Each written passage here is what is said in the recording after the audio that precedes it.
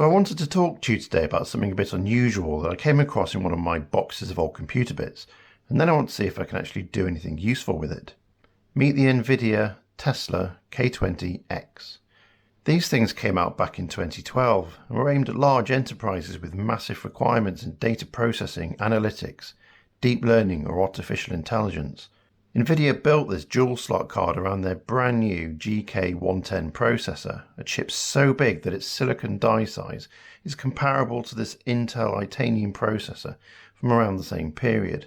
They coupled its 2,688 cores to 6 GB of DDR5 memory through a 384-bit wide data bus. Big numbers indeed for its day. Talking of big numbers, this beefy card cost a whopping $7,699 when it came out. That's nearly 10 grand in today's money. These days you can pick them up for less than a round of drinks. Nobody wants them. In fact, this one came as a freebie with a second-hand workstation I bought last year on eBay. The Tesla K20x is seriously outdated today for sure. It's never going to hold a candle to my RTX 3080 Ti, but I think there still might be a little life left in it yet, and I'm keen to find out what it can still do. Before I can use this in a computer, I'm going to need to address the fact it has no inbuilt cooling. The card will produce up to 235 watts of heat when it's running, and it will need to be able to dissipate that to stop it from burning up. Back in the day, these cards were intended to be run in special rack cases with their own powerful fans to blow air through them, so this Tesla has no fan of its own. I'm going to modify this one by adding two cheap 40mm fans to the plastic shroud, which should hopefully keep the processor below the 85 degrees Celsius needed to stop it from overheating.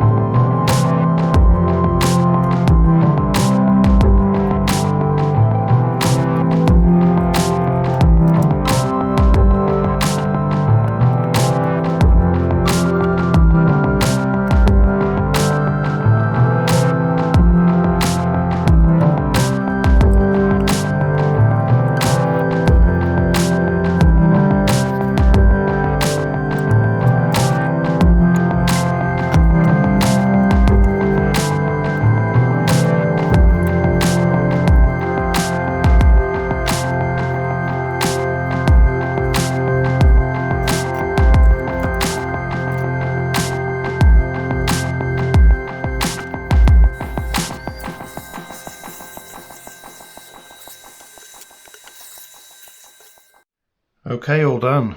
The fans sit in there pretty nice. You can see they're powered by this little Molex connector. You can see the male and the female there.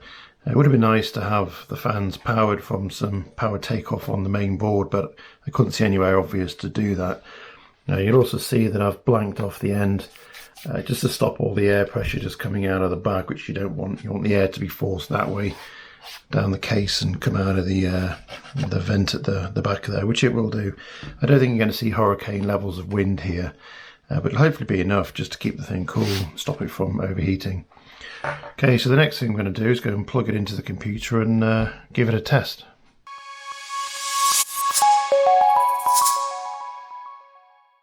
So the Tesla is sat nicely in my computer. The fans are spinning and the Nvidia drivers recognise it correctly. As a first experiment, I want to see if it's possible to use this card to mine cryptocurrency. I tried some of the more common mining programs, but although they could see the card, they didn't support the old Kepler architecture found on the K20 and they wouldn't use it. A bit of Googling led me to try Phoenix Miner, as allegedly it still supports Kepler chips, and would you believe it, it not only worked, but it was happy to mine Etherium.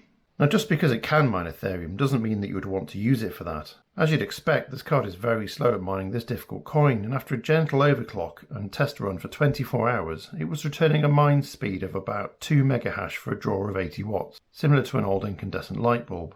For comparison, my much newer 3080 Ti card returns about 85 megahash, and that has special code in it to deliberately slow it down.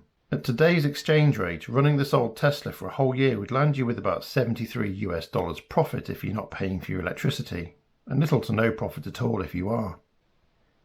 I fancy trying a different currency and loaded up Vertcoin miner to see how that fared. Vertcoin miner is well known for running on just about anything, and it had no problem at all on the Tesla. Again, I gave it a 24-hour run mining Vertcoin, and at today's rates it was coming back with an annual revenue of around $82. It's better, but still quite poor.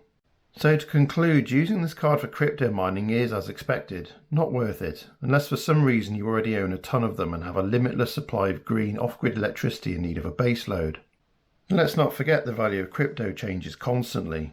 In fact, Ethereum went up 560% in 2021. If it did that again in 2022 and again in 2023, that $73 would look more like $2,289 by 2024. But that's just rampant speculation. Of course, no one really knows what it's going to do. Something I thought this Tesla might be better suited to is helping with medical research. Normally, researchers need access to massive, expensive supercomputers to model the protein structures of various diseases to look for weak points that will be receptive to new drugs. Originally, only the well-financed medical research teams have access to that kind of computing power, but now they all do thanks to an excellent community project that you might have heard of called Folding at Home. The idea is that anyone out there like me who has a bit of computing power to spare can install a simple program, and any unused processing capability I have gets pulled in with everyone else's to create one massive distributed supercomputer that medical teams can use to help them. I won't profess to know anything about the medical research side, but then I don't need to. All I need to do is run the program and it'll make my computer available to the processing pool automatically. As you can see here, the software recognises the old Tesla and is happy to use it. Not only that, it really flies along, delivering around 180,000 points a day with no overclocking, and that's actually quite meaningful. Clearly this card is much happier running a scientific workload than mining crypto. We can even take a look at the protein that the Tesla is currently manipulating, just to see how it's getting on. It's also possible to get some more descriptive information about the work that it's doing. It says that the project scientist is studying, I quote, conformational dynamics of proteins using molecular dynamics and experimental methods to make rational drug design better, cheaper and faster. Well, I've not a clue what that means, but it sounds important, so I think I'll commit this card to the Folding at Home project rather than mining Ethereum.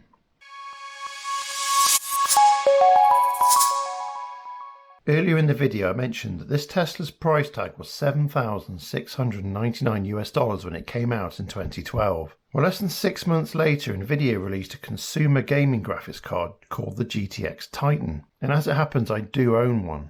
This was quite a desirable gaming card in its day, and at $999 it wasn't cheap for a gaming card either. At the heart of this gaming card is, you guessed it, the exact same GK110 Kepler processor as the Tesla K20x, with the same 2688 CUDA cores. The card even has exactly the same 6GB of DDR5 memory on the same 384-bit wide data bus.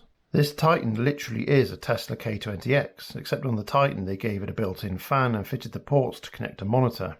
I imagine any company that invested heavily in Tesla K20x's would have been quite annoyed when this Titan was released so shortly after, at a fraction of the price. Maybe they had a ton of unsold stock, who knows.